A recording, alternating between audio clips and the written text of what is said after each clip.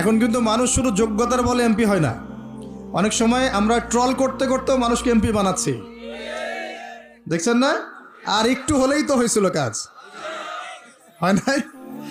তাহলে বড় বড় বিশেষ ক্যাডার যারা হতেন তারা তাকে স্যালুট দিত। তখন কি একটা সার্কাস, চিন্তা করেন। তা যিনি সারা জীবন বড় বড় officer, BCS cadre, army, navy, প্রশাসন, বড় বড় এডুকেটেড পিপল যারা, তারা গিয়ে তাকে স্যালুট করতো, স্যার কেমন আছেন। এই হলো সিস্টেম। এই সিস্টেমটা ইসলামিক? এটা ইসলামিক সিস্টেম নয়। এখানে কেন ইসলামিক সিস্টেম নয়? কারণ যার কোনো জ্ঞানও নাই তাকেও মানুষ উপরে উঠাতে পারে এই সিস্টেমে। আমি একটু বুঝাচ্ছি, মনে করেন একটু বোঝেন। মনে করেন যে এখানে আপনারা 5,000 মানুষ বসে আছেন। তো এখন ধরেন এখানে দুজন মানুষকে আমরা সিলেক্ট করব। কিভাবে?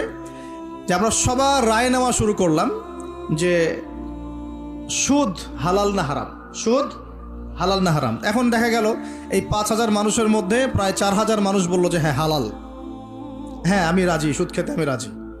4,000 মানুষ কথার কথা বলল এটা। আর 1,000 মানুষ বেচারা তারা বলছে যে না এটা হারাম। দিন শেষে এই সিস্টেমের মধ্যে কে জয়যুক্ত হবে? ওই 4,000 মানুষ যারা হারামের পক্ষে ভোট দিয়েছে। এই জায়গায় ইসলামের সাথে একটা দ্বন্দ্ব আছে।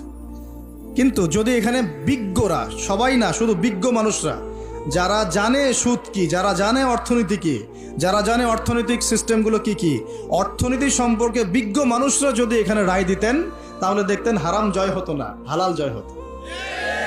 এটা হচ্ছে ইসলামিক সিস্টেম। আপনারা জানেন কি না এই সিস্টেম ফলো করে আমেরিকা?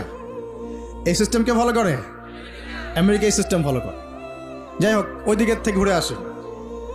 আমাদেরকে বলা হচ্ছে মুত্তাকি হতে হলে সর্বপ্রথম কিসে বিশ্বাস করতে হবে?